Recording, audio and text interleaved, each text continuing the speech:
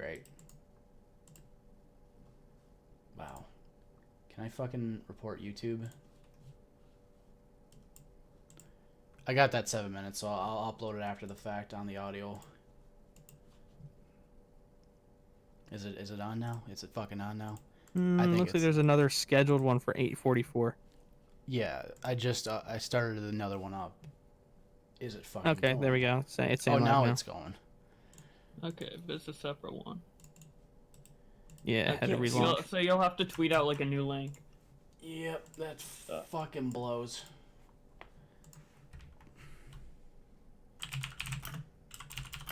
I just tweeted it out, so I'm just gonna do it separately.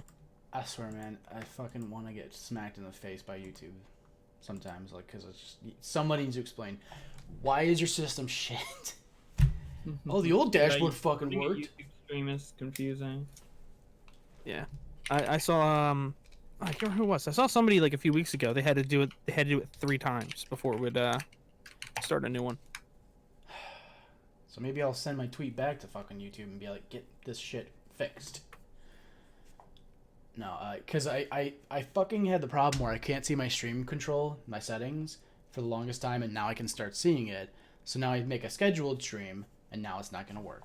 Good job, YouTube. Fucking proud of you. Well, how about you intro us then, Jake, if you want to intro us. Oh, sure, just out of the blue. Look, I don't have any music or anything set. How dare you drop this on me last minute? Balin, I trust What kind you. of production is this? what kind of move is that? Signed up for. How dare you? I'm your co-host, and you would do that to me? Excuse me, you are the host. I am fucking co-host. What do you mean I'm the host? You start off every podcast. I know, you should stop that. Stop letting me talk. Okay, well here's intro music then, I guess. Hey everybody, welcome to Speaking Goodly with Jake, aka Enter Unwind, and Balin. We don't have intros normally, so I'm not prepared for this whatsoever. Dude, this is the best intro music. I love it. Suck my nuts. I don't care about how this comes off to anybody. Anyway, welcome Bowblax to the show. Hi. I'm ready to speak goodly over Rickroll. Are you proud of yourself right now? I'm proud more- for him. Boy, that intro was just it was a thick intro. It works. Quality. I felt it in my cockles. If you liked it that much, I can Another one. I can give you another one. So I'm done with the sound effects. You're done with the board? Like you got one of those? I'm Dude, not every spending that great much money. show has a soundboard. Oh, fuck no. Except for mine. That one's good without a soundboard. I'll be honest. One of my favorite effects that they use on SFTP is your laugh. It's just for some reason the way it works on their show is perfect. Dude, I'm like half the show. I contribute almost as much as the actual co-host.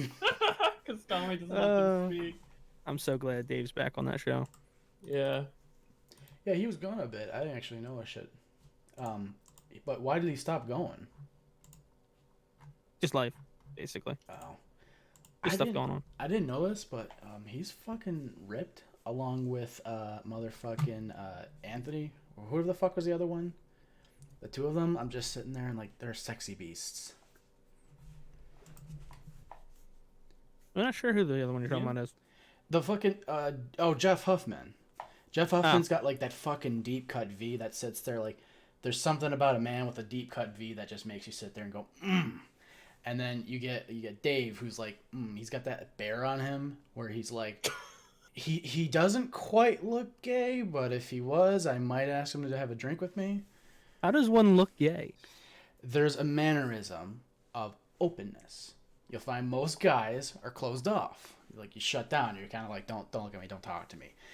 When you kind of have a little bit more of that openness, you're kind of usually more open to.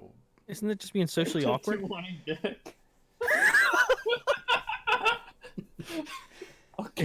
If you're not socially awkward, you're gay. That's how it's that's how this is reading to me. So If I was in a bar hey, with know you, what? There and you must shut not me be up, I didn't know. people on the internet. 'Cause, I'm glad I'm socially awkward then, I guess, because if I'm socially awkward, I'm not gay, right? Is that? yeah. why did Usually they just call you like a beta or whatever, but Yeah. I guess if you're outgoing and confident, you're gay, so you don't want to. look, man, look. Wait, does that mean It's Keemstar's not- gay? Fuck yeah. We just figured it out. Yes. Are you kidding me? Have you seen those fucking images of those When's the gay last images time- of Keemstar? When is the last time you've seen Keem so open with another female versus every guy who will buy him a drink? Keem's a little gay. Just a little. Actually, that's kind of fair. I'll buy that. Alright. But no, so I fucked up the beginning because YouTube wanted to fuck me and my schedule. So we were mentioning about the FTC coming down and shit. Yes. But Nerd City's video is what I really was wanting to focus on. So the complaint that I was finishing off on, which we'll start here at the same fucking point, is that what does Nerd want? And then also, when you have videos that are coming into play that are like under like scrutiny of like, are they kids or for kids or and maybe not, how do you protest this shit? And then where do you go when you say, well, people like Lele, Pons, and Jake Paul, where do they stand on the platform? Yeah. The issue with this is like YouTube actually brought out a video where they said where they answered like frequently asked questions about COPPA, and one of the questions was, if you have mixed content, what do you set it to? And they say, well, if you have mixed content, set it not for kids. But then you could look at like Lele Pons or Jake Paul, and you could say it's for kids, but it could also be for adults in some circumstances. So I don't think that her and Jake not marking it for kids is like against the guidelines necessarily, just based off that principle that they laid out. So I don't know why Nerd City is so critical of them, but like as if they are like explicitly breaking it. Like I feel like explicitly breaking the rules of like setting for kids and not for kids is, I feel like, if you have Ryan Toy reviews or something that's like super blatantly for kids and then you mark it falsely. If it's that in-between shit where a lot of kids probably watch it and it's probably made for kids but it still has those adult elements, I feel like it can get away with saying not made for kids and have it completely be fine. Well, that was something that was really good in Nerd's video, was like him or that one guy he grabbed a video of who like brought his niece over or like sister to like who was like 14 to watch one of those videos. Who is watching these videos but people below the age of 13?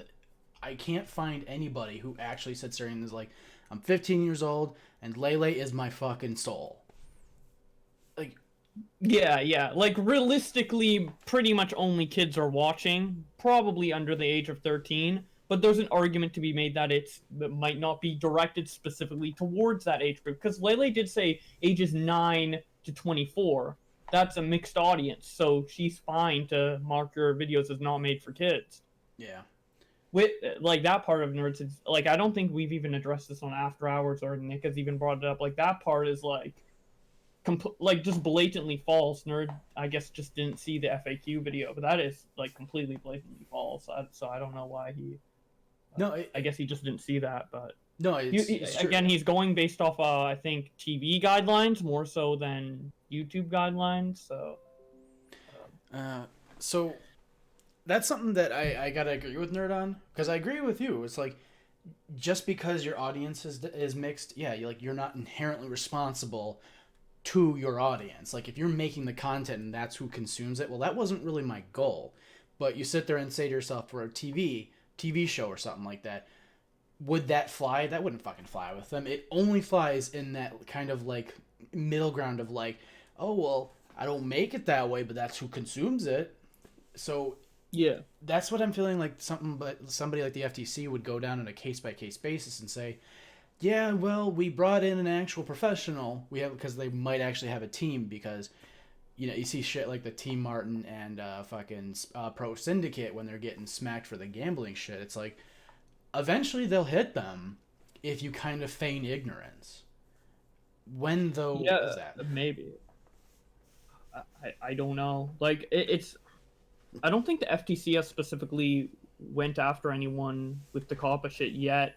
I know that videos have been like algorithmically marked for kids by YouTube unfairly, in my opinion. For like I said before, we actually really went live. I said AVGN's an example, a couple like parody animations. But as for when the FTC is going to get involved with channels on a case by case basis, I think it's only going to happen to the very, very top channels. Obviously, Lele Pons would probably be under that category. Uh, I mean, there's the potential that an investigation could happen. How likely it is, I'm not really sure because her videos, like the way they're titled and thumbnailed, it's not like some of them are geared towards kids, but others are obviously like her showing off her tits and shit like that. So I really don't know how long it will take, if at all, that the FTC will get onto that channel in particular. I think they're more focused currently on channels like Ryan Toy Reviews and stuff like that, I like don't know. blatant kids channels.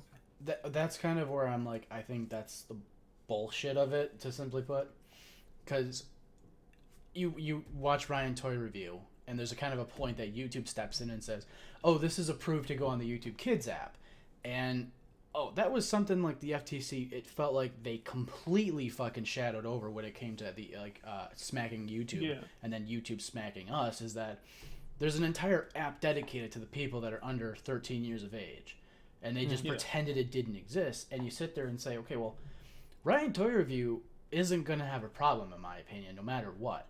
Because the parents have a relatively good directive. They actually hire, if I recall correctly, like an actual small organization to help with the content in that regard. So that's why I say somebody like Lele Pons, like Jake Paul types, those are the ones that need to be looked at, because those are the people that skirt on both edges saying, oh, we're on the kids app, but we also have the regular YouTube app. So I kind of disagree in a sense where it's like those channels need to be looked at most, which is why I thought Nerd taking on either that. Granted, calling for more regulation, not a good idea. That was better, though. Yeah. Because I'm not concerned about Ryan Toy Review compared to those ones. Yeah, it's just kind of confusing because he mixes like the YouTube changes with like laws that aren't implemented into YouTube yet. Because like he mentioned CTA and COPA, and COPA is something that's implemented into YouTube right now, but CTA isn't, and CTA is more like guidelines of what like ranking your children, your content made for children or not. COPA is more so like put this setting so we don't put personalized ads on because taking data from kids is violation of COPA. So that's more about like COPA is more about the advertising, Right. and then I think CTA is more just about like rating your video appropriately, like GPG, etc. I think I'm not 100% sure on all of this, but I know that COPA is only part. Like I know Nerd City talked about COPA and CTA, and one's implemented into YouTube, and one is just a TV regulation at the moment. So Yeah. uh, I think maybe that'll come into effect, but I doubt it to a certain extent. yeah, I don't know. I can't Yeah, imagine them asking to regulate each or to rate each channel off of that when on a video per video basis, you get so many channels getting hijacked. yeah. Can you really make that trust? Yeah. The issue I have with Nerd City talking about this shit is that he's really like jumping the gun on these issues being relevant to YouTube. Like talk about Cope on shit when it's relevant to YouTube, which to be fair with this Lele Pons video it was. But then he talks about this other shit that isn't relevant to YouTube yet. And in the Jake Paul video he talked about this shit that isn't relevant to YouTube yet. And I feel like he's just kinda like jumping the gun. And people have argued that it could be like signal boosting to make these regulations come in faster. I don't know if I necessarily agree with that, but either way, like, why is it relevant for like Nerd City's audience to see that? Why is it relevant to the conversation at all? When the regulations come, then we can talk about it. But why are we talking about it now as if it's like something super horrible that these YouTubers are doing, right? Well, so okay, I can't agree to that. Okay. You have to be able to say we are the police before the fucking regulators come in. And that's a major fucking flaw that YouTube has, which is that it doesn't trust its own platform audience. Now, granted, that whole like super moderator idea was a fucking retarded idea, Yeah, But YouTube heroes. this was the exact thing that happened with the Machinima and the Xbox One thing. Was straight up like, we all in the Machinima contracts. I was one of those fucking people. We saw them sit there and say, "Oh, you don't need to tell your audience. You don't need to let them know." I, as a fucking 20-year-old dude, knew that that shit was fucking illegal. Like, I knew that. So, you have people like me, or even just older people, or people who understand the law, or people who are established and they do this as a career. They know the rules and the regulations. You have to give them that level of trust and let them self-police to a certain extent within, of course, the confines of the law. And YouTube just kept fucking up by saying, no, we're fine to just keep collecting children's data. And so Nerd coming in and saying, well, hold on a second, why don't you let us try to self-regulate for a moment, is the better route, in my opinion, because you can control that better. No, with the children's data, I feel like YouTube did almost everything they could to prevent it, because like you can't make a YouTube account unless you are 13 years of age. I mean, you can lie about your age, but what can YouTube do about that? Unless they like make it a requirement to like show your ID to make a YouTube account, which I just think is kind of ridiculous. They had the YouTube Kids app that didn't have the personalized ads, and they recommended kids to go there. And the FTC was like, well, what if the kid lies about their age to make the account, or what if their kid goes on their parents' or older siblings' YouTube account and sees shit? And that was their excuse. And then they put down the regulations on that. So I don't know what YouTube could have done with COPPA in particular. And I don't know what we as YouTubers could have done, like not make content made for kids. Like that's like what does the YouTube Kids app, like YouTube promotes making content for kids for that app. So that's the thing I hate about this whole thing, is that that they're ignoring that app because, well, parents aren't culpable. You knew that the parents were letting their kids play on the app. Okay, that's still the parents' fault. The parents gave the permission by letting their kid play with the phone. It's I hate that. YouTubers couldn't have prevented COPPA regulations, and YouTube couldn't have prevented it unless they literally implemented government like ID to create YouTube accounts. Yeah, I think it's ridiculous. So that was just coming regardless. I don't know. Oh yeah, Diorio. That's what I'm trying to say, is that nerds coming in and saying, "Oh, well, let's follow the law and let's bring in the regulators." But the first step should be being self-policing. But yeah, I gotta agree with everything you guys just said, because it's just like, yeah, and like as for like the other like child marketing laws that have been brought to the table via Nerdcity's videos and haven't been implemented at all yet, like, are we really going to expect YouTubers to look up laws from a completely different medium that's similar to YouTube that might come in the future and then like abide by those rules? Like, well, to be fair, know about it. To be fair regarding that though, with TV with the TV companies focusing on moving into the internet where those laws don't apply currently, sooner or later those laws are going to apply, because there's no way that competing companies are going to say, okay, well, they're getting away with this, so why don't we focus some articles on this? Because all these companies own news stations too, right? Yeah, I agree. So these type of things coming in was inevitable. That, you know, like everybody said, this may have sped things up. Who knows? But it was inevitable that some kind of regulation along these lines was going to move us closer towards TV. And I think we're confusing the regulations. There's the CTA regulations and the COPPA ones. The COPPA ones have already come, and it's about data collection, and that was impossible to avoid, like literally impossible, as we just explained. The CTA ones are more about like are different. Yeah. Well, right, but I mean, and like Nick mentioned, it was in the Jake Paul video as well. So that's what I'm saying. Like they're kind of intertwined, because we're talking about the video itself more than the how the restrictions are being applied. The only reason I'm trying to make a differentiating it is because one is implemented into YouTube, one isn't, and we don't know if the other one is ever going to be implemented into YouTube. I mean, it could, or it could in a different fashion. I don't know. Yeah. Because, like, I'm not worried about COPPA at the end of the day. Most people shouldn't be worried about that. That's YouTube fucking up. So it's on YouTube to stop basically abusing their, data collection. The biggest impact it will have is you might earn a couple dollars less, but if you were a professional YouTuber, you know how to make money, and there's a fucking trillion ways. When it comes to the CTA, which again I'm not sure what that acronym stands for now, but like the rating system, yeah, that's what I'm more concerned about is that do we really want to trust some fucking 90-year-old people in regulatory bodies to decide that, oh well, this is kind of like this television show I watch? It's like, no, it's YouTube. It's entirely different.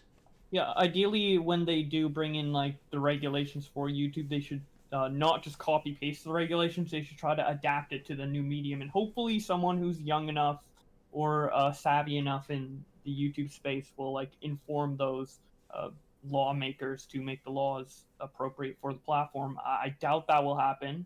There's that potential, but yeah. Well, that was what was really just about Creekcraft going there. I'm really curious to see what happens moving forward more than what's going on right now. Because if you think about it, if they're applying these rules to, I've heard some people say, well, there's some things that they're doing, they're not collecting data on Twitch. But how many, I mean, if you're playing Fortnite and you're targeting Fortnite ads at Fortnite streamers, then you're still targeting, ads at kids that are watching Fortnite content. So I'm a little worried that Twitch is. That's also mixed audience, like. Right, but my point is though is we like a lot of the stuff is right. Yeah. So like you said with the Jake Paul and Lele what's her Pons. face? Yeah, that's it. I kept thinking of Tana because of the whole thing. But yeah, she's kind of along the same lines. You know, she's got a child audience when she makes very clearly adult content. But yeah, that's my point. Is like even though a lot of the stuff that we're talking about is mixed audience, but it's gonna get viewed as for kids because they know they're targeting kids.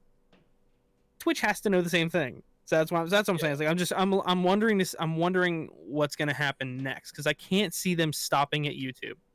Sooner or later, somebody's gonna try and push the same stuff to Twitch, to any other platform that's doing video, possibly even Instagram, Twitter. Who knows? Yeah, because anything that can be marketed. Yeah. That's what's interesting about Twitch getting bought up by Amazon is I'm like, at the end of the day, how much data does Twitch actually have to collect? They don't have to touch anything, but I don't think Amazon would be okay with not collecting fucking data from Twitch. Well, think about this. Think about how much Twitch Prime is integrated, right? If any kid has a Twitch Prime account because their parents have Prime, anything that they're doing on Twitch on a number of games is somehow connected.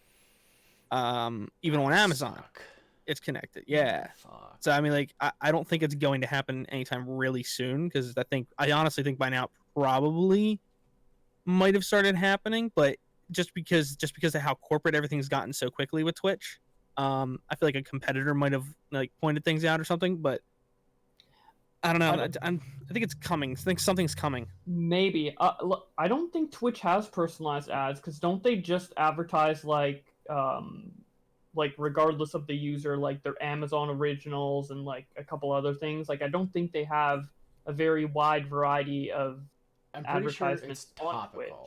But they do like loot drops and they do advertisements, but not. You're right. It is mostly for Prime stuff, but a lot of their like giveaway stuff and there's overlays and then things like that. Like people that are like people that are partnered that are.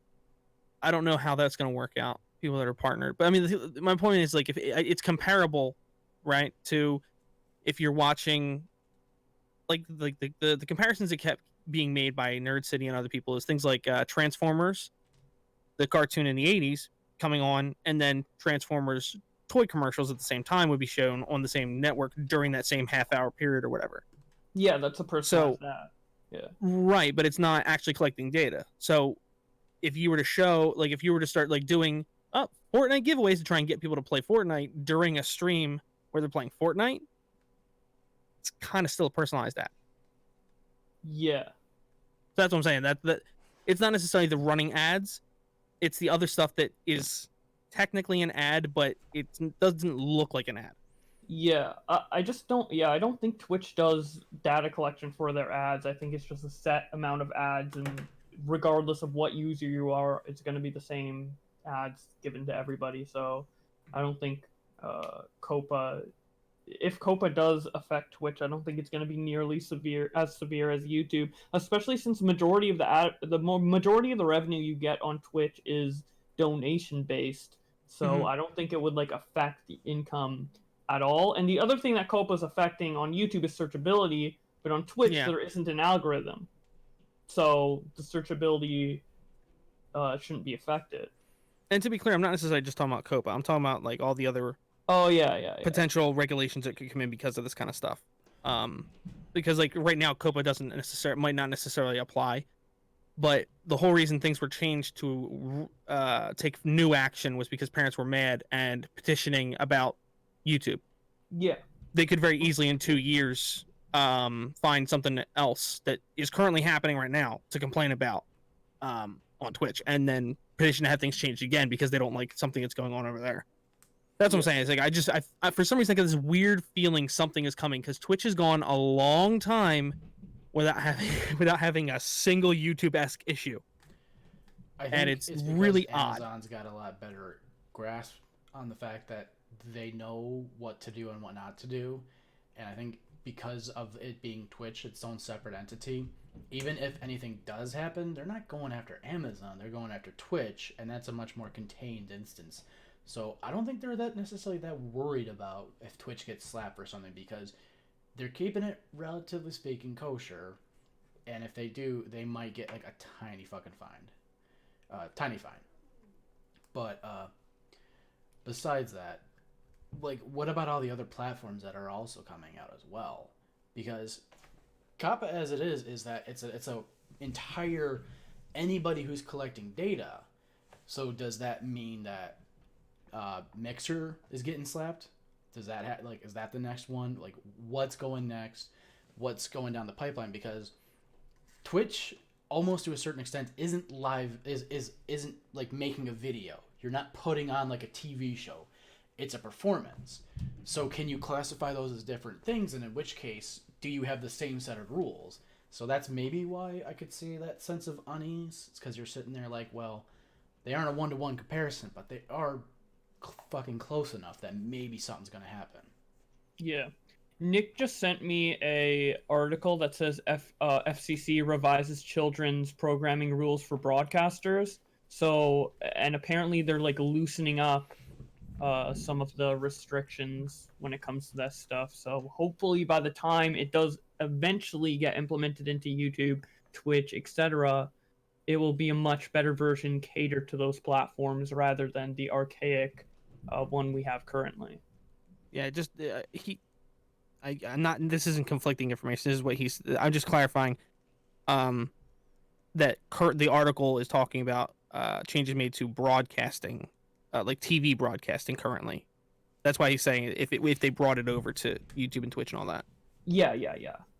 Just wanted to clarify that it currently doesn't apply to streaming as in broadcasting. Yeah. The only thing that applies right now is COPA and YouTube.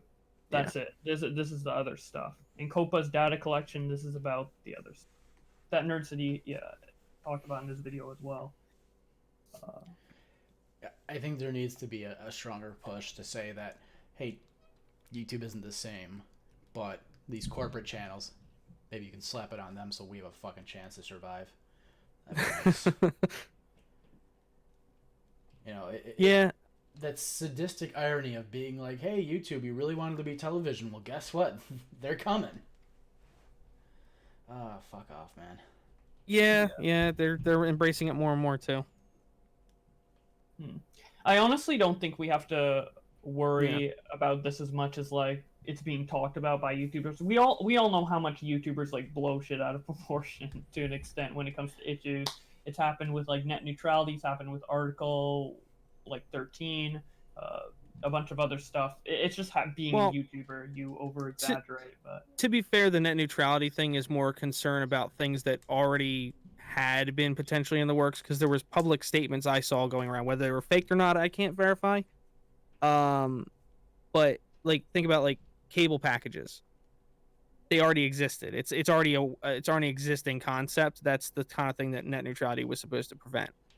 There was nothing necessarily saying this is going to happen immediately if we get rid of net neutrality. And so a lot of people that didn't agree with net neutrality used that as like a conspiracy theory type thing. They were saying they're basically doing that. Yeah. But in reality, it was more concern of what could they do if we remove these restrictions. Yeah. I realize that. I was just trying to bring up an example. Maybe that was a bad example. Yeah, no, but you're right about Article 13 as far as I can tell, though. Yeah. I think the bigger concern I have personally as a YouTuber with all this like COPPA and child regulation stuff is the system we have now right now with COPPA implemented. YouTube is using their AI to detect if something is made for kids or not made for kids, and it overrides the manual one.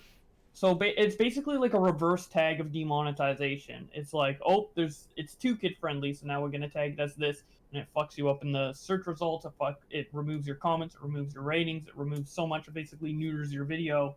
Yeah. So it's kind of like worse than demonetization, honestly. Like you'd rather have a video where you swear too much rather than be too child friendly. And now we're gonna start seeing coming in 2020 that we're gonna try and have to balance our videos between not too kid friendly, but not too not family friendly because of demonetization. So now there's like, instead of just avoiding demonetization, we're avoiding some other automated system tag that we could get struck by.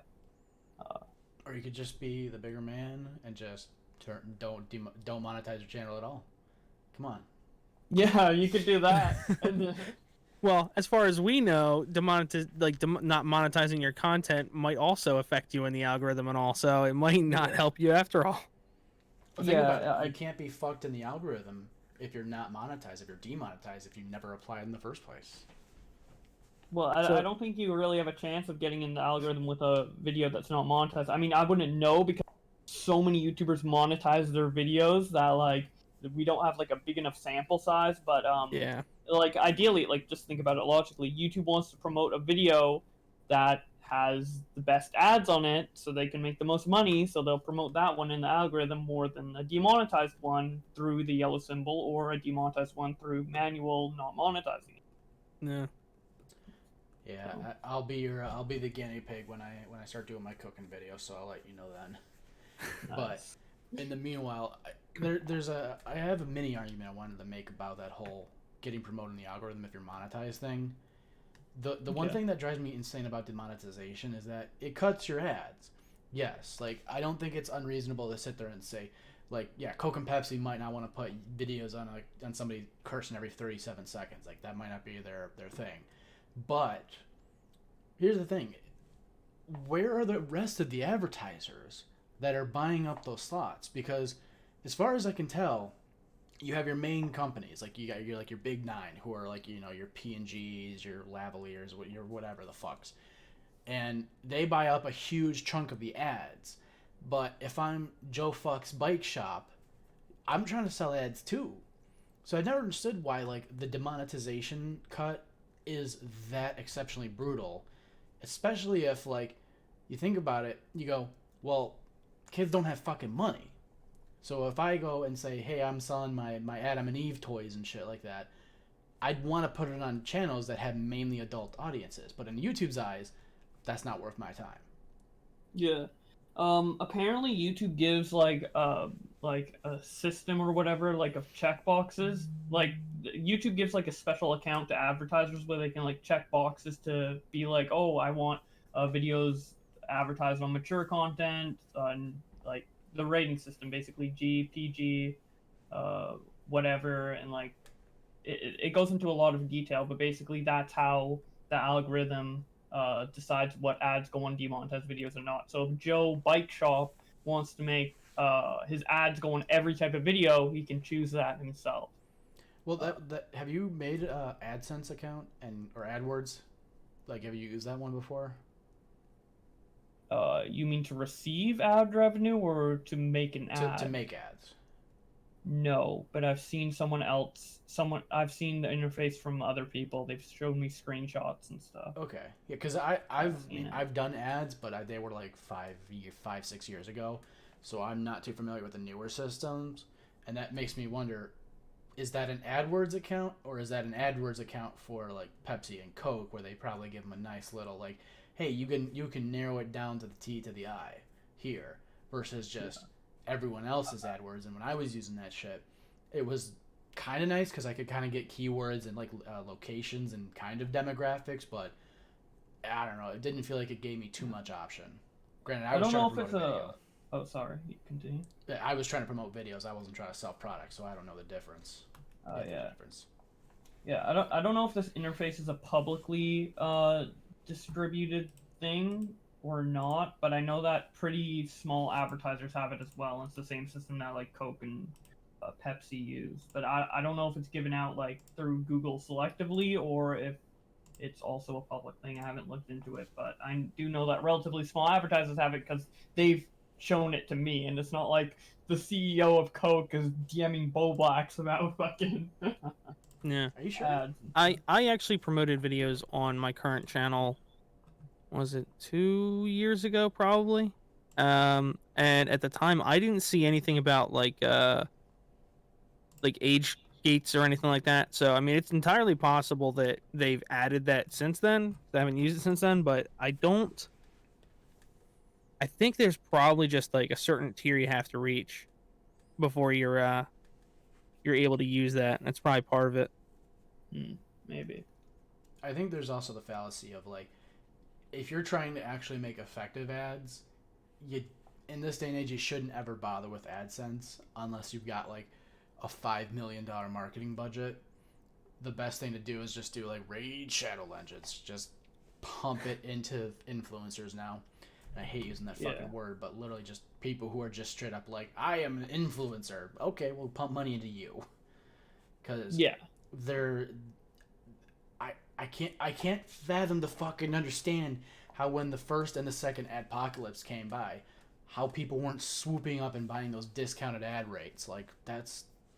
Talk to a marketer. They'll fucking tell you. That shit would be prime time to buy up ads. Yeah, well, there was some people saying that for sure that every time there was a apocalypse, they didn't really care that much about the situation. It was more about finances, waiting until the prices dropped.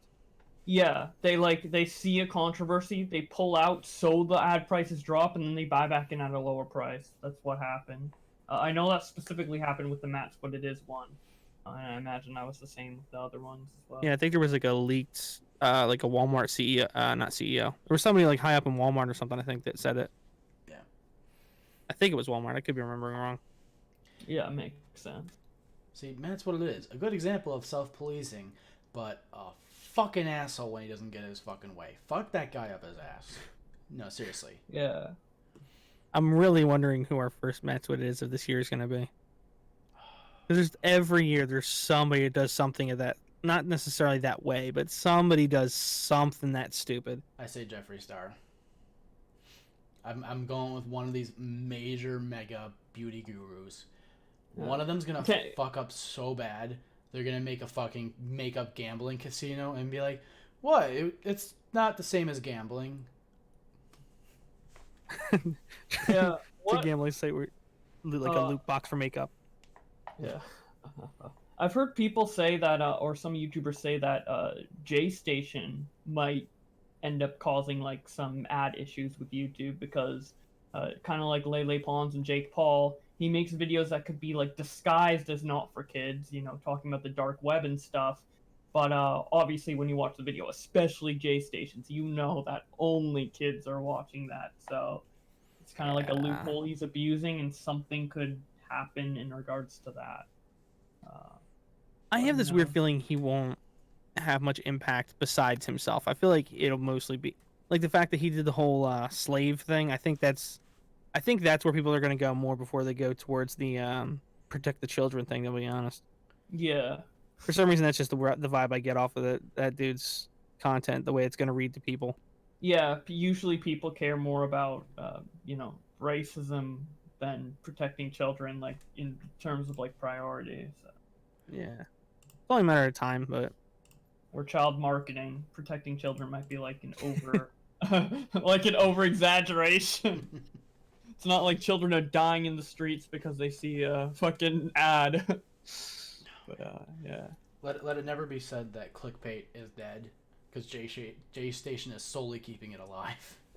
Yeah, clickbait is always gonna be a thing. Oh, clickbait's for sure not dead. I mean, I tweeted out somewhat of as a joke, and a bunch of people kind of took it really seriously. But Jeffree Star tweets out 1 week after putting up his "We moved into our new house" video with his boyfriend, puts up a new video yesterday or whatever it was.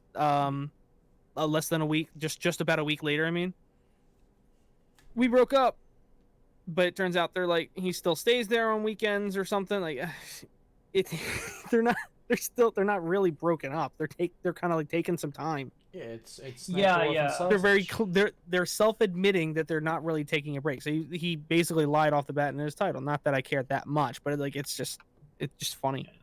Dude, I saw that house tour today. With how big that house is, I'm pretty sure they could break up and just go to separate wings of the house and never see each what I other. 'Cause thought. that shit is so fucking huge. Oh man, Oh my it's God. insane, and it's just Yeah. them and like 2 dogs. Yeah. Why do you need that? Yeah, I think Jeffrey said his family was moving in as well, and then obviously he has his staff there, but that's about it. Because you would need staff to run that whole place. It's basically like Yeah. a hotel. It's honestly like a hotel. Yeah. Yeah, No. It's I wonder if crazy. that's the issue, moving in with his family. Fuck that whole community of people. I'm amazed that the joke I heard one time is that it would take guys to take an industry that's predominantly female and fucking steal it from them. That shit's impressive. Dude, the gay guys are coming in and taking all the jobs. One Dude. thing I posted this on Twitter too earlier. Something I bugged me about this whole situation, the whole James Charles situation too, was because the first doc from Shane Dawson about Jeffree Star came out before the Jeffree Star the James Charles situation, and in the Jeffree Star doc, he said that his boyfriend wasn't gay or bi or whatever before they started dating. So why was Jeffree Star jumping down James Charles' throat about the turning straight guys gay thing when he literally did that? I bet he got real gay when he saw that dollar sign. Like real. Yeah. There. Here's a question to you guys: would you go gay? Well, I know. Would you go gay just for the money in the James Charles lifestyle? I almost donated to Tommy the other day asking that. He's like, oh, it's so hard to say because that's so much money. Here's the question: is how much control over the money would you have? That's the problem. Yeah, I probably wouldn't just because it's Jeffrey's money. Yeah, you're gonna live a lavish lifestyle, but you're not necessarily. I mean, you're not necessarily Jeffrey's gonna be generous if you get him to legitimately fall in love with you. Like he's gonna be generous, and then once you have some of that secure, you can just dip, and then you're like a millionaire. Right. So the famous question: So bad. how much money would it take for you to go gay? Not like Yeah. for maybe like 2 years. How much? For me? Yeah. Both of you, how much? What is the real number? I want to hear. If somebody was like, you got to date this guy, sometimes you got to take, sometimes you got to receive. What is the number that will get you to do that? It's not even just that, because mouth stuff's gonna be a requirement too. What, you have a problem with putting a dick in your mouth? Maybe. God. Coward. God. And to be clear, it's not sexist, because if it was a woman with one, I wouldn't put it in my mouth either. Wow. Oh my God. Hey, it's 2020. You gotta address these things. I'm surrounded by cowards right here, man. This hurts. Yeah. It would. Okay, my point is, like, if it was once a month, I wouldn't be worth it to me. Once a month? No Once a amount of month for money. 2 years? That's 24 times. Well, 24 I'm days talking about. And how much money are we talking again? What is the number what is your number? That's what I Oh, want. what is the money? Oh, okay. I thought for some reason I thought you said. Oh, you said 2 years. For some reason I was thinking 2 million. I don't know. Now, this is keeping in mind too. You can go back to your prior girlfriend's, wife's, whatever. But Oh, you just have to Hey, be like Tempeh called in honey. on the side, like, hey, it's gay. it's like fucking gay prison. You time to just be have to gay. do it. You Hey, get a honey, lot don't of worry. money I'm back. gonna leave for 2 years. I'm gonna send you some money every month. Don't worry. Don't go on YouTube though. I'm gonna be sucking some dude off for a couple of years, and then I'll come back to you. All right. Don't go on YouTube, especially there, because that's Don't where go we on allow YouTube. that. It might damage how you think about me. It might make you think better too. I don't know, but just don't do it. Just to be on the safe side. Yeah. It really depends, like, with the amount, it really depends what context you're giving. Because if we say Jeffree Star, like, obviously, like, there's the social media aspect to it, there's living in his house aspect to it, which could be nice. And then there's the money on top of that. But if you're just saying, like, going to suck some random guy's dick and then you get paid, like, your fucking, like, feet and, like, you did your job, here's the fucking cash and leave, then that's, Just a like, guy in a tux just shows up pretty- at your door and knocks on the door. My master would like to time. know how much would he require for a blowjob a month. He saw you in an alley, and just your mouth made him hard.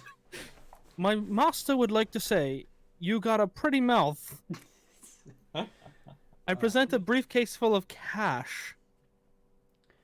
Yeah, because being a little serious, I'm like, that lifestyle is something out of this world. Where Yeah, it is. My I hate master this would like to phrase. say, what that mouth do? I hate that phrase where people say money can't buy happiness. It's like, no, money can't buy fucking happiness, but it can relieve the fucking stress of day-to-day life. It can help you get to the place where you're happy. Like, obviously, you can be sad and rich, but, like, I think it's easier to be happy if you're in that lifestyle. Yeah. It's Money buys you opportunity, basically. It buys you opportunity to make yourself happy. Yeah. Yeah. You have to have an opportunity mindset, though, which is kind of the fucking funny part that happens with people who win the lottery and they all go bankrupt later.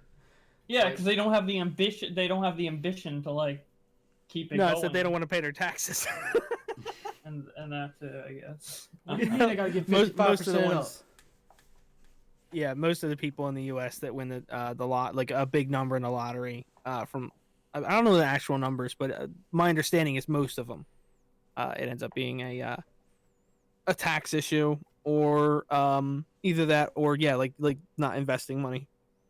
Yeah, like, how many lottery winners have actually, like, become, like, stable millionaires and, like, continue, like, increasing their wealth instead of just blowing it all? Well, that was what's weird That's what about I'd like to Mr. see. Beast's recent video. The $1 million was like, don't get me wrong, it's still $1 million, and after all that tax, like, so much of it's put away, but, like, I felt really weird for him to basically be like, hey, I just gave you essentially $600,000. You have to go spend it right now. It's like, what? I can't put it away and invest it? Nope, go spend it now. Well, to be fair, he actually did essentially make him invest some of it. He sat down with a what do you call it? They sat down with somebody to work on the money, to pay off the taxes and do some investing. But I'm sure he told them. I'm sure they were told well in advance that was how that was going to work. Right. And it's a fucking $1 million. I'm sure if he literally went, oh, well, they gave us all these Apple laptops. Well, when you want to, you can go back to Best Buy and here's the receipts and return the shit. Like, yeah, I got a feeling it's not like, it was just to make the video, which is fine, but it's like, there should have been something at the beginning of the video where they're like, we're putting this much away for taxes and this much for, like, some sort of investment account.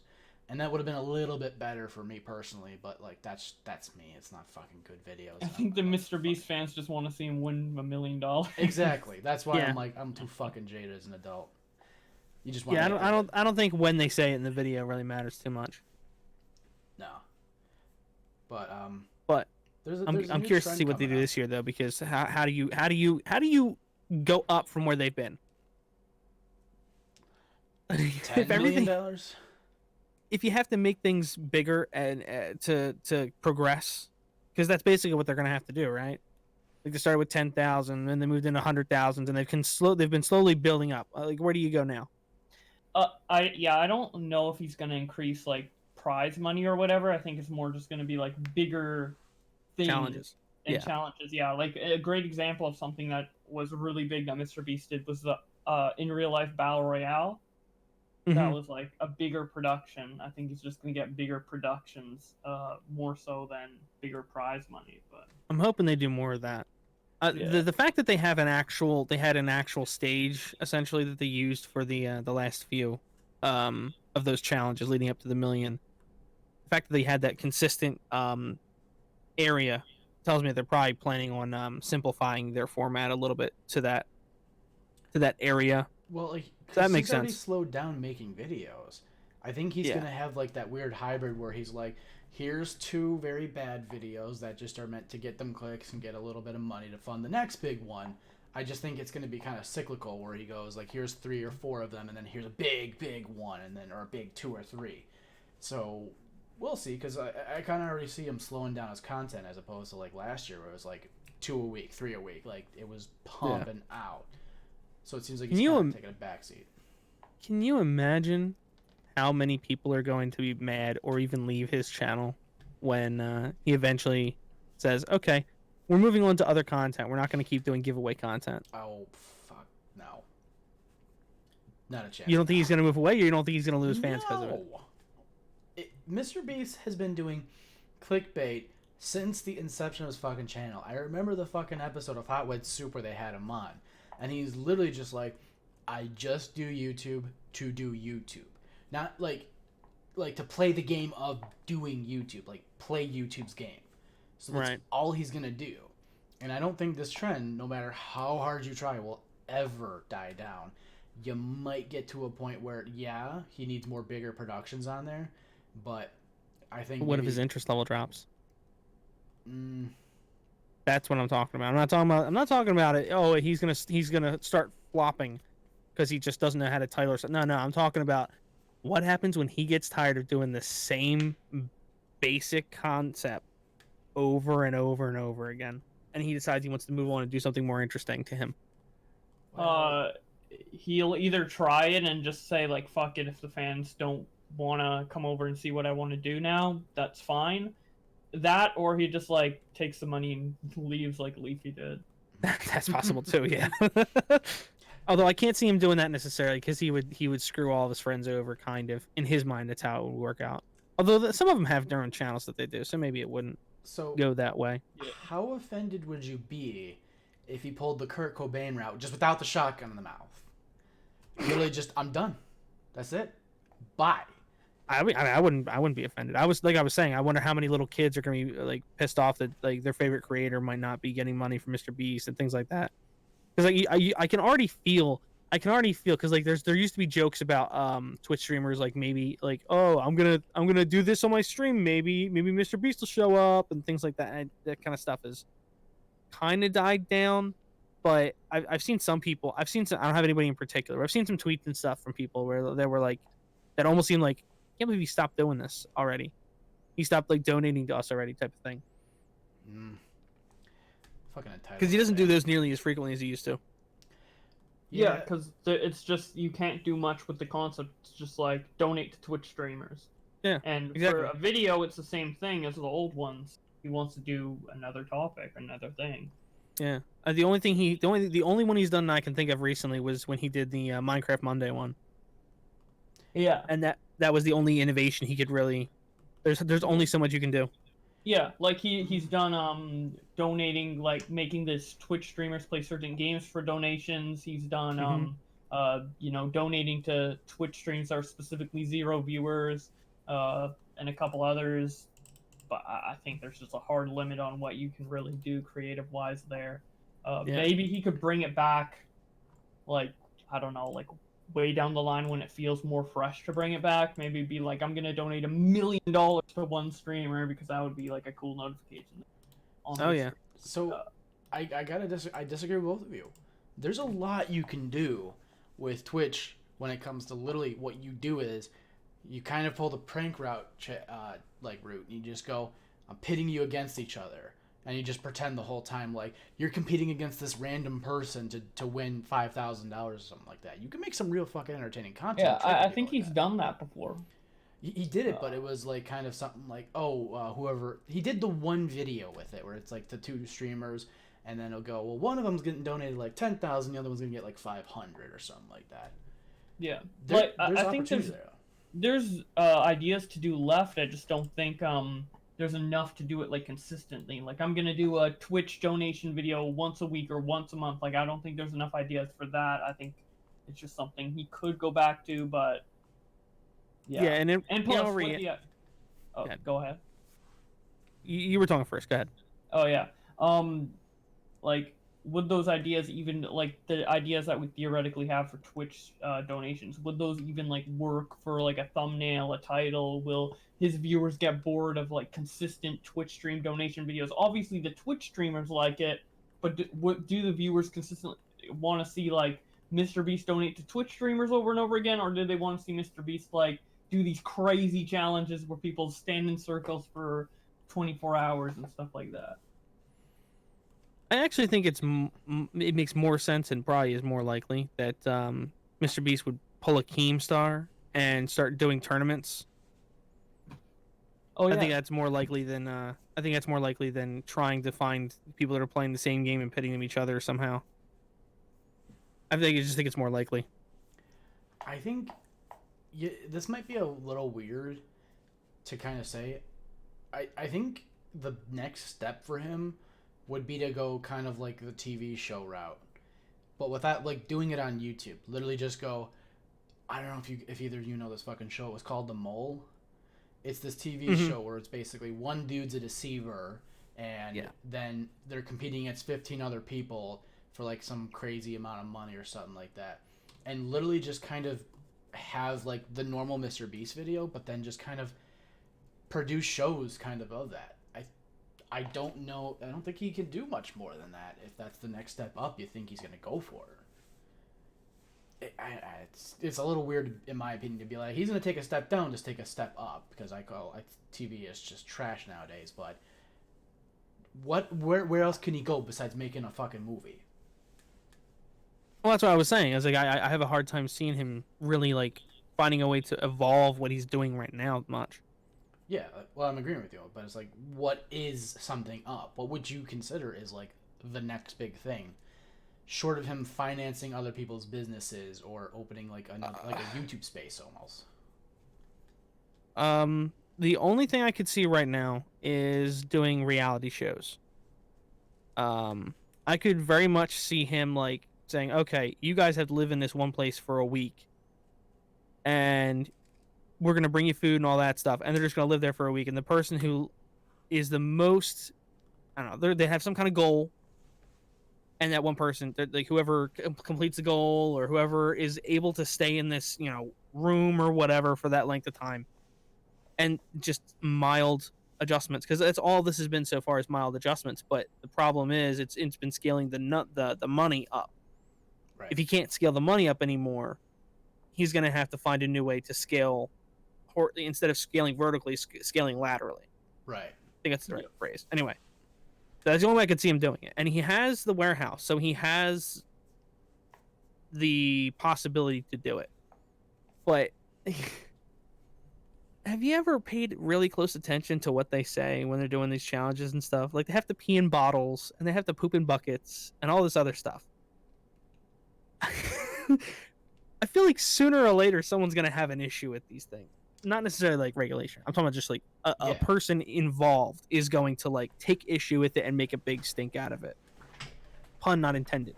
Oh, I'm waiting for somebody to straight up be like, so when I did the Mr. Beast challenge, they said rude words and they called people slurs, and then they'd be like something like, "Oh, why are you being gay?" That's literally gonna be the whole fucking premise. Yeah, just like it reminds me of the drama that Mr. Beast actually got into, kind of, not him directly, but the editor drama in October where the editor's like, "Oh, he was mean to me," and it was just so stupid. I was asked to do work. Yeah, his editing was so bad. Oh man. Fuck. He just didn't know how to like. It was the only job he ever had. He didn't know like the standards of working. Like, I'm such a good editor. I was treated so poorly, and you look at it, and it's like, bro, Leafy was a better editor. Yeah, like Mr. Beast did you a favor, bro. Like, Mr. Beast's editing has actually gotten better since that guy got fired. I don't know any restaurant I've ever worked at that was like, you know what? We recognize you want to take a fucking 6-week vacation out here, so we're gonna pay for all of that, buddy. Oh, fucking poor you. Oh my god. And here's some extra money on top of that. Like, Yeah, but he lost his temper with me. My mental health. Like, Yeah. grow some balls. the fact that he made such a big deal out of that makes me wish that Mr. Beast would have recorded it and said firing my editor and giving him money and paying his rent. That would be great. Nah, that ain't Jimmy's spirit though. That'd be fucking great though. No, kind of let's get up Mr. Beast, because I'm like this is like a fucking a pit of its own. I think Mr. Beast has created a hole in our lives, and it's about the size of a small ballistic missile, and it looks like it was near a U.S. Air Force base. So where do we fill that hole? Real quick, can you explain though, Jake, what the fuck is going on with like the royal family and Canada and the World War III memes, and how like Prince Charles apparently orchestrated the new missile strike from Iran to the U.S.? Like, what the fuck happened there? I'm not understanding this generation of memes. I don't know where it all converges. I have no idea. All I know is people are making a big deal about he's a prince, right? He wants to retire basically from Which one? The that one who diddled kids, aspect or of life. the one who married the thing, the person, the the woman? one married the thing. I don't fucking know. The ones that are considering moving to it's Meghan Markle and Prince Harry or something, I think, right? Something like that. Anyway, apparently she was an actress. And so what I'm hearing is she might start acting again when they move back to either the US or Canada. Right now I'm hearing they're going to Canada. And apparently people are making a big deal out about the fact that the Queen doesn't like the fact that it's happening. I don't know. The whole thing seems stupid, but apparently it's all because it's coming out of the blue, because they didn't take the time to plan it all out in advance. Okay. Apparently that's the whole thing. Like of some like World War III shits making them go, maybe we shouldn't be here. We should go to the nice place. I don't fucking know.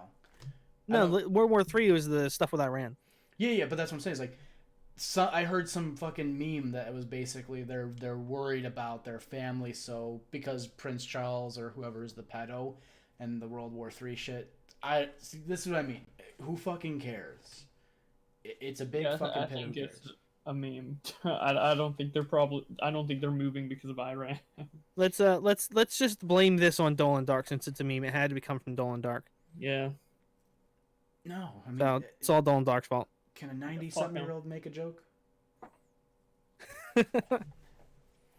Him getting banned for that 90-year-old Plus, thing was so Dolan scary. Dark threatened John Swan, so he threatened Swan. So Doesn't John Swan have? Fuck ducks. I prefer Swan.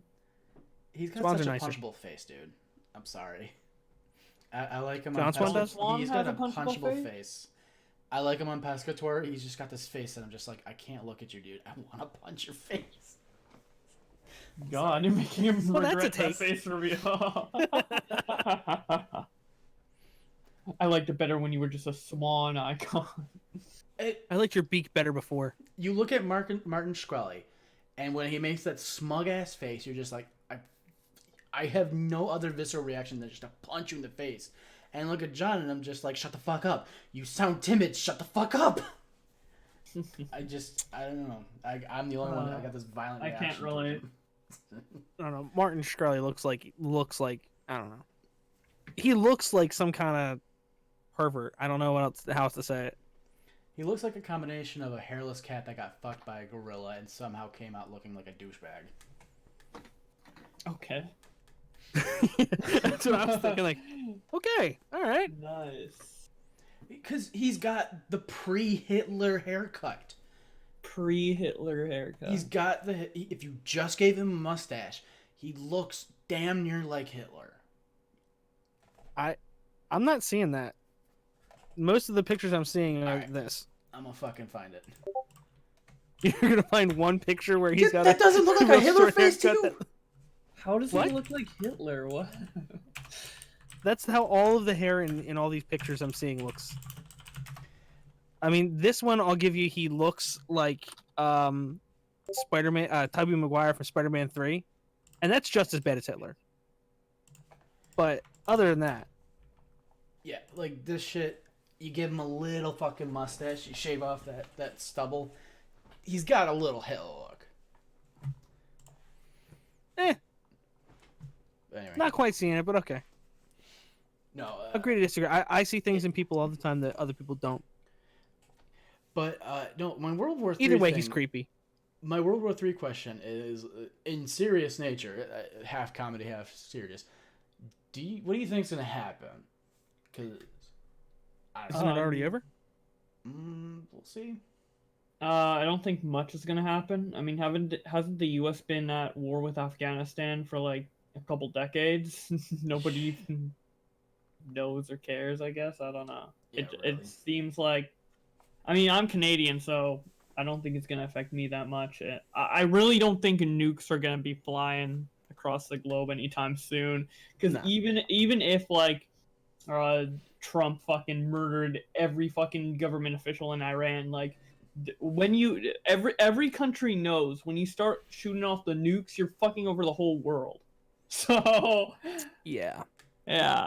See, what I specifically think that reason I'm bringing, I wouldn't care about World War III right now if it wasn't for the fact that passenger plane with the Canadian citizens on it got fucking blown out of the sky. That's why I'm like, I thought you would have a stronger like kind of concern. Oh yeah. I mean, Canada might go to war with Iran. I mean, I'm not in the military. I don't think it's gonna affect my daily life. Obviously, no. But in terms of like world relations, I don't know. I'm honestly not I'm not politically inclined enough to know what the fuck's gonna happen, but I just don't think it's as huge of an issue as people are making it out to be.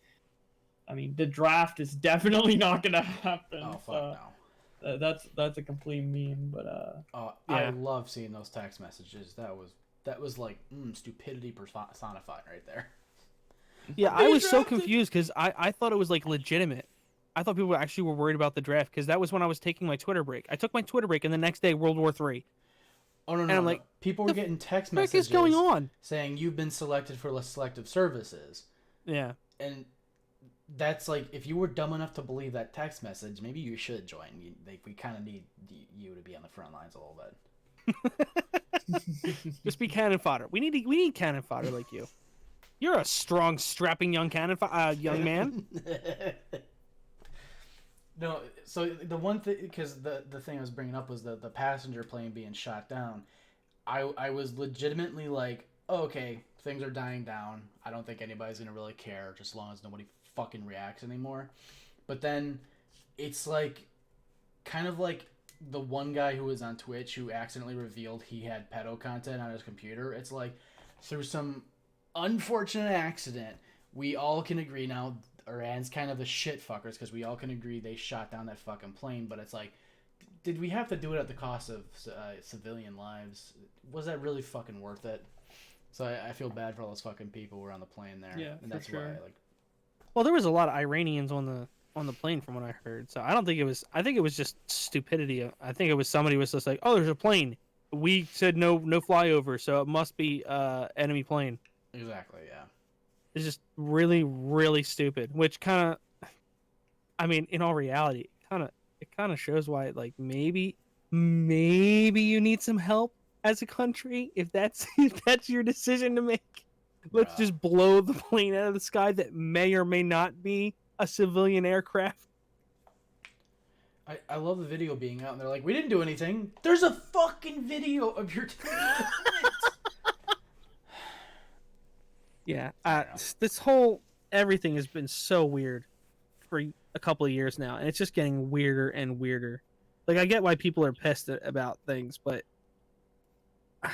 for somebody like I try not to. I try like the stuff like infiltrates my feed. I don't look for political stuff because I'm not that political a guy. I'm a fairly right down the middle of the road kind of person. I don't want to see the stuff. It just pops up in my feed, and then I can't help but make fun of it. Yeah, I gotta agree with you. That's like the perfect example. Like, who in fucking 2020 is actually looking for, I was about to say 2019. Who is actually looking for political shit? Aren't we all fucking burned out, but it's still creeping up? Some people devote their whole online existence to just talking about politics and their political positions. And Yeah. because some people dedicate their whole like account to that, then you see it occasionally, and they're more than willing to talk for hours on end about that shit, even though at the end of the day they can't do anything. So I don't know why. Well, that's kind of why like I thought the anti SJW community was okay for a while. Is like you can do it. You just have to have a fucking point or a direction.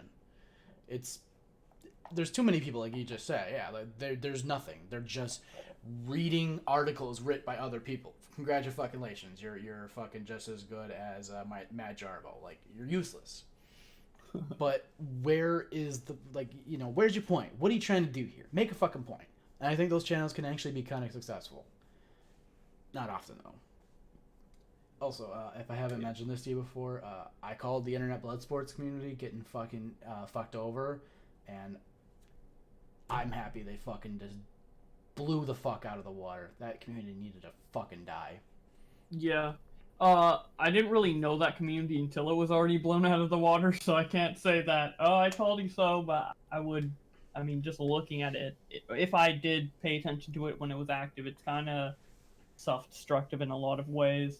Yeah. Like, how many screaming matches can you really have before it's just like, who gives a fuck, right? I was fucking livid though, because I was this fucking close to getting No BS, the Hunter Avalones, the Andy Warskis, and all those fuckers to fucking listening to me and making money through podcasting. But all those fuckers said, oh no, the money's in live streaming, bruh. It's like, yeah, you devote 17 hours a day to live streaming. That's how you make your living, you stupid cunts. Oh, I've bitched about it enough times to Jake. I think he's sick of hearing it. No, I wouldn't be proud of potentially working with No BS. If I'm being honest, I wouldn't be proud of potentially working with that guy anyway. Okay. So Yeah. in some respect, I think you kind of dodged a bullet there. Jake, I have to ask you a question. If you had to choose between two, and you knew who exactly they were based off what we know now, back then, who would you rather work with? I'm Alex or No BS? I'll fucking take No BS any day of the week. I wouldn't actually, because at least I could bail at a higher point. I'm Alex had a bigger arc, so it's a little clout chasery. But I would have worked with the one that was a bigger success. Knowing what we know now, I would have worked with the one that was a bigger success. You fucking sexual assaulter! What the and fuck just is wrong with you? Jumped ship as soon as he wouldn't back down. I would have just jumped ship and said, "Hey, I am not being a part of this."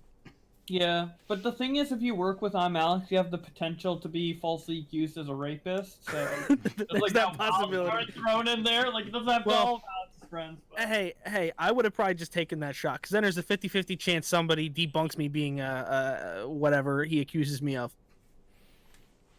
Yeah. I don't know, man. I will take the greedy motherfucker who will say anything for money at this rate. I can't work with children anymore. I don't think I've ever wanted to fucking slit my own wrist more than working with somebody under the age of 18. Here's the problem. I can't stand idiots, and he's an idiot. He's a massive idiot. So I would not be able to tolerate dealing with him. And also racist, you know that part too. Well, but like that part wouldn't affect me every day because I'm not a minority or something. So it sucks, and I wouldn't want to like associate with him necessarily, but I'm saying I didn't know that he was he still acts like he's not a racist, but he so clearly is. Like, this isn't even like a PewDiePie, like, oh, he said the N-word once accidentally. No, there's multiple videos where he is on YouTube like saying the N-word happily, and you can hear it, like it's a different tone than he usually has, almost like he's glad he has an excuse to say it in context of his video. But then like months later, he wouldn't say it to Turkey Tom because Turkey Tom must have been trying to take down his channel. Like, it didn't make any sense. It's a freaking moron. So I got a funny story. I think I met my first anti-vaxxer in the wild. I go to Lowe's, and I'm talking to them like, oh, I need this paint. So I need a specific type of paint. And they go and they start looking over, and they're like, "Oh, this is the paint you need. You need the low VOCs. The VOCs are always like that's the stuff that gives you cancer." But I don't believe in that. And then I swear to God, they looked at me and they saw that I was looking at them confused as fuck, and they're like, "Oh, because nobody dies from cancer anymore." Their excuse was nobody dies from cancer. It's the chemotherapy that kills you. And I've had several people in my family who they didn't die from cancer. They died from the chemotherapy. I think I met an anti-vaxxer, and I'm happy. Yeah. I'm happy Yeah, to that's know they're basically employed. anti-vaxxer. That's. Oh God. I've met a couple people like that, and it's not. It's so hard to talk to them about anything. I'm blown away.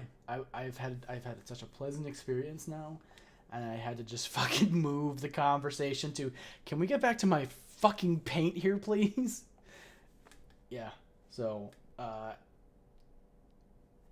think that'd be pretty good of like just in general to avoid the racists, to avoid the psychopaths. Mm-hmm. But I will work with them if they have a simple goal and don't do their racist fucking horseshit at me or my business. I'll work with you. I don't agree with your ideas, but I can work with you. Just keep it over there. So I don't understand is, can nobody have a different opinion?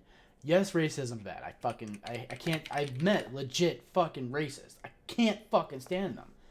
But I don't have to like be their friend or anything like that. But I could fucking work with them in a kitchen. Like, I don't know, man. I can't respect you as an adult if you haven't worked in a fucking brutal, grueling kitchen that's straight up like, I don't care who or what you are a piece of shit. Now do your fucking job. I think anybody who's worked in the restaurant industry will attest to that. Oh yeah, no, I've never heard one person be happy about working in the food industry, like, unless they were like owning a restaurant or something. Fuck It's especially because I don't remember if I've asked you this before or not. You've seen the movie Waiting, I'm sure. no. Oh yeah. How true is that to your experience? 0 fucking percent. 0 fucking percent. I hate that fucking movie with a burning passion. Really? Because... My experience was very much Waiting. Like there was somebody that fit almost every one of those characters. So I'd say it was like a 50% accuracy. You had your character who's like, yeah, I'm trying to be cool, even though it's like, you fucking work the same job I do. You're not shit. Everyone's getting drunk and everyone's smoking all the fucking time. Yes.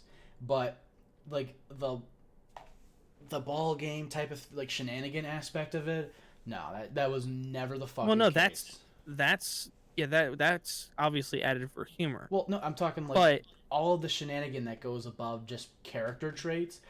Stupid shit like, oh, I'm not trying to get promoted because I want to do something with my life character. It's like people keep that shit to them fucking selves. We fuck with the customers all the time. Not that often.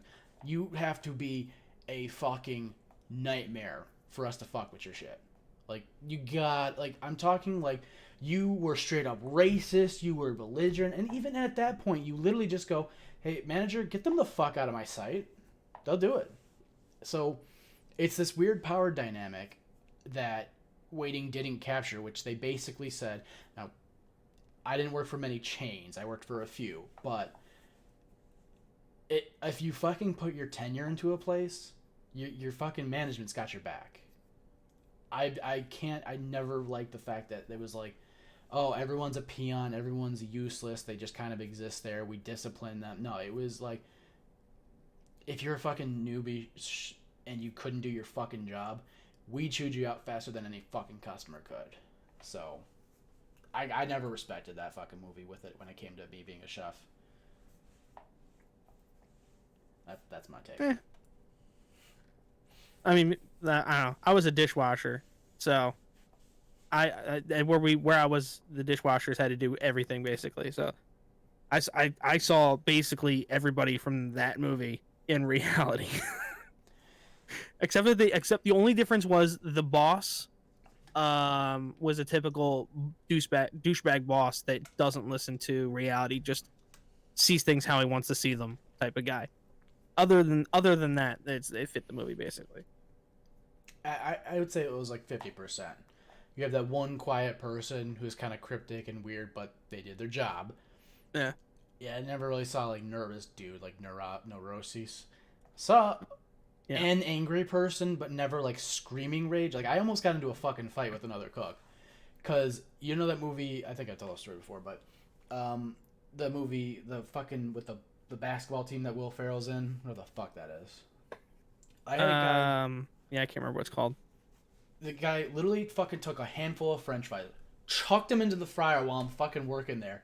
Oil splatting everywhere, and I'm like, motherfucker. I'm just like, you a big man? Huh? You wake up, you say, I put my big boy pants on? Motherfucker gets in my face and tries to threaten me, and I'm sitting here like, really, dude? I got fucking fryer. With the fries you just fucking threw at me, I will fucking douse you worse than Rorschach, man. Great. Now I'm gonna have to watch Anchorman after this because I don't like that movie as much, but like the quote makes me want to watch Anchorman. This is the typical Will Ferrell movie type rants. But anyway, yeah, like my point was that like almost every restaurant is like a dumpster fire that you're just climbing into when you work there. I've hated. I don't know anyone in person that's worked at a restaurant that really had almost anything to like about the experience. The only thing I liked about that experience was I kind of got somewhat close to one of the chefs, and he would actually like give me a burger every night that I worked with him, even though he wasn't supposed to. So there's a little caveat I will say to my experience was that I found places to work that actually had food integrity. Like places where like we do most of our shit from scratch. We try not to use that pre-frozen, pre-made shit. And I worked a couple places that were like that, but even still not that bad. And I find that when you're fucking too tired, you don't have time for fucking shenanigans and bullshit. You're fucking working 24/7. So that's my caveat to that. I think that's how I vetted a bit differently, and also the fact that I was a cook and usually prep cook, so I'm usually working morning shift. So most of the time, morning shift people are a little bit more level-headed, but fucking some psychos get through there. Hey, Bowblax, have you ever had like a IRL job, or has it pretty much just been like straight to YouTube and school? Yeah, YouTube and school. That's it. Go work a restaurant for 6 months. It will change your life forever. Based off the fucking conversation you guys just had, I think I will pass. Well, a lot of people would suggest getting even just for a little while to get like exposed to that kind of work, so that you kind of have that perspective. A lot of people would recommend it, but yeah, like I wouldn't recommend making that a priority.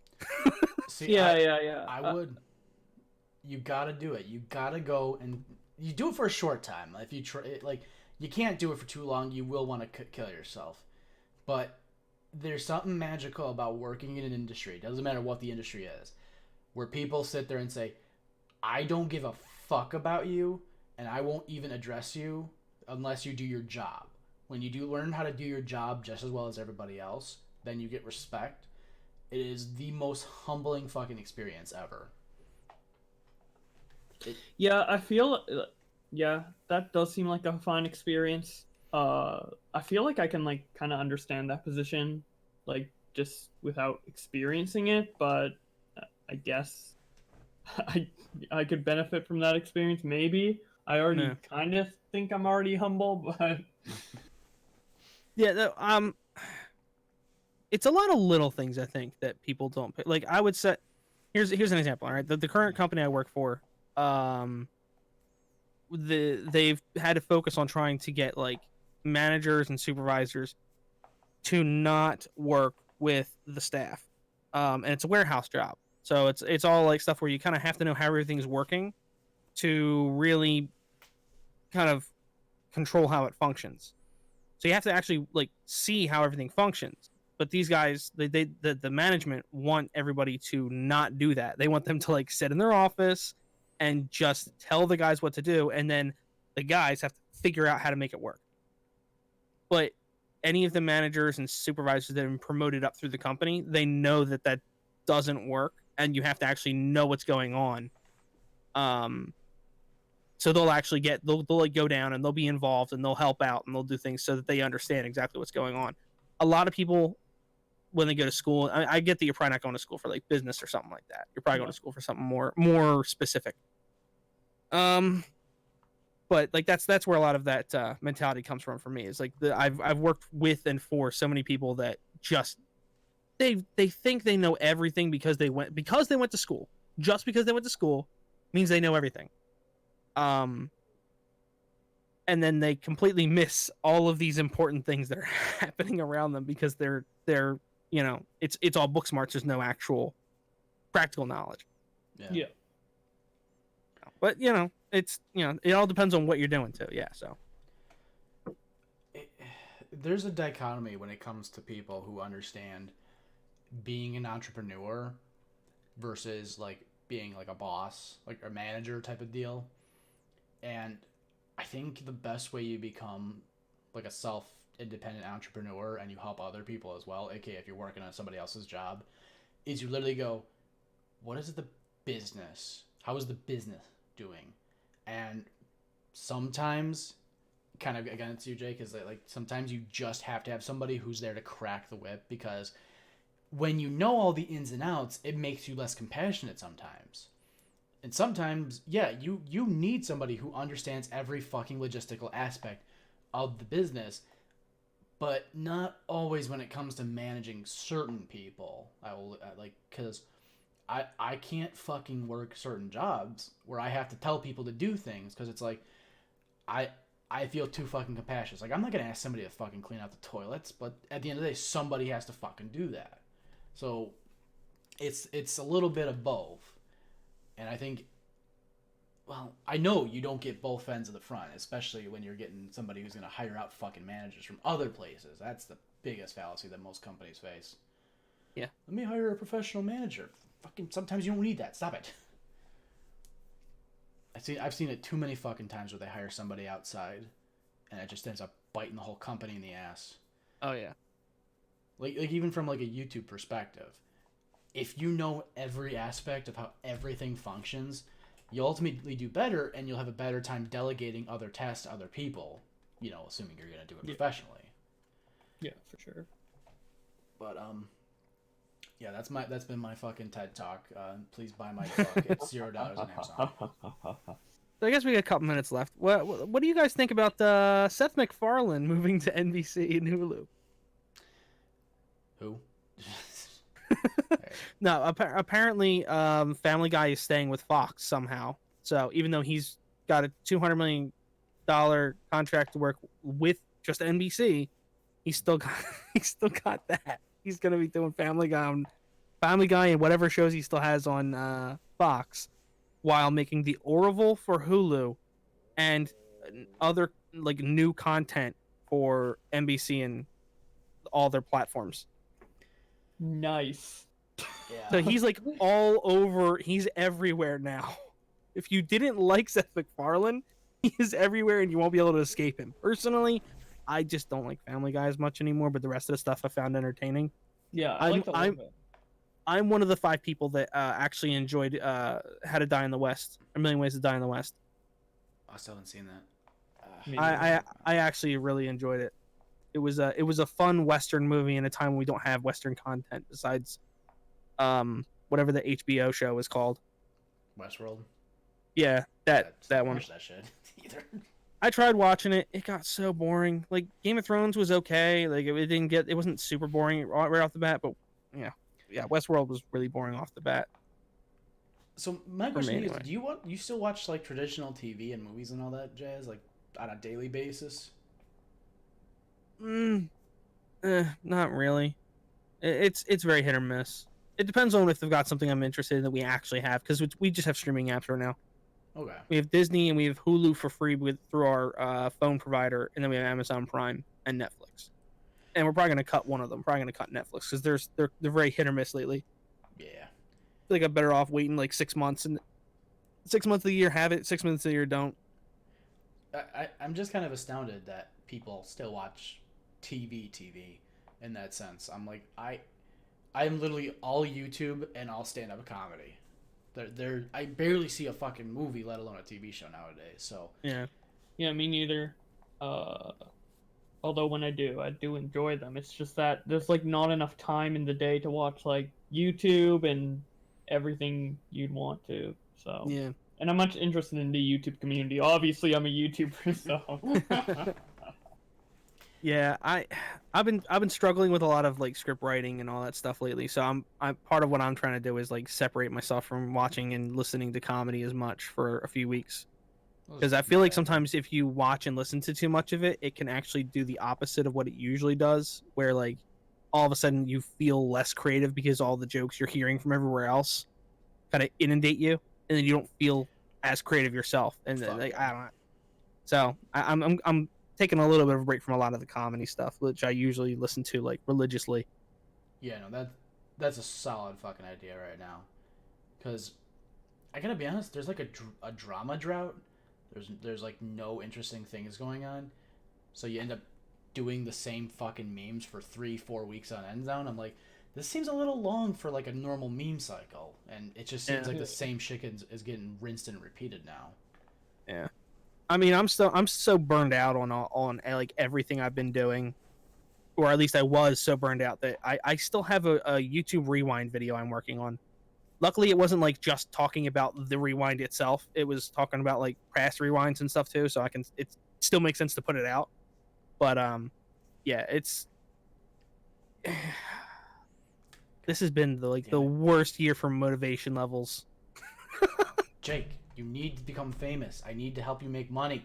Come on, faster. You need to help me make money. You mean you want me to get big so you can. So you can be. I was gonna make a joke and like make it sound bad, like leech off me. Yeah, dude, you're gonna be his Jeffree Star, dude. No, you are my guinea pig. You are my fucking guinea pig. You get famous, you get that 30,000. I basically go, here, I turned this guy's 50,000 sub channel to a fucking full-time job. Why don't you listen to me now? I'm the example. Yes. I am inept and I'm busy fixing my fucking properties, so I have no fucking time on my life. Do you know how fucking annoying it is to fix a fucking toilet when you have two people who don't want to fix a fucking toilet? What do you need to fix on the toilet? The fucking wax ring broke. I was spilling piss and shit everywhere. Exactly. Isn't that like opposed to getting that fixed? Who likes that? Yeah. Who's the piss and shit fan in the house? Sometimes you become a better man when there's a little bit of poo on your hands. I'll take your word for it. I never knew that 70-year-old, 80-year-old men shitting diapers would make me want to vomit blood. So I slowly got over it by fixing toilets and dealing with piss and shit bombs. So hey, we all mature in our own ways. Yeah, nice progression. And just like how we all mature in our own ways, this podcast has matured to the point that it's about to retire. So, that was such a forced. It's been a good podcast. It was so With Astro's Rickroll. Hell yeah! Boo! We're Rickrolling our way out of here. Hell yeah! Anyway, check out Bowblax. You want to shout out your stuff? Yeah, I have a YouTube channel where I read tweets. Pretty fun. Why are you promoting? He has a Twitter account. Why are you promoting? These are all the people that follow you watching us right now. Yeah, no, that's true, but you never know down the road. You're the one talking about when we blow up. People watching aren't sub to me, fuck you. Fuck off. Hey, it's only common courtesy. It's not going to do anything for his numbers, but it's common courtesy. Dude, I'm going to gain 2 subs. It's going to be great. Dude, we'll push him over that, like, 75,200 mark to 202. Hey, if you ever need the extra 2 subs, I know a good website. It's called subaccess.com. Sub for sub.